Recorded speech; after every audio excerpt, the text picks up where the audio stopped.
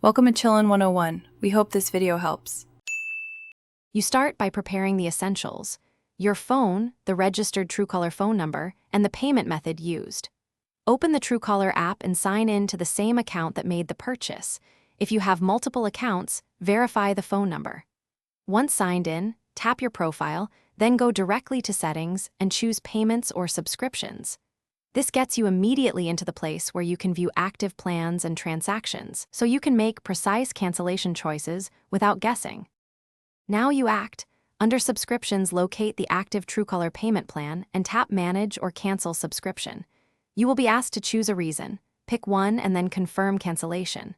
Make sure to note or screenshot the confirmation ID and the cancellation date. If your purchase shows as made through Google Play or Apple App Store, you must open that store's subscriptions page and cancel there instead. Truecaller can't cancel store-managed payments.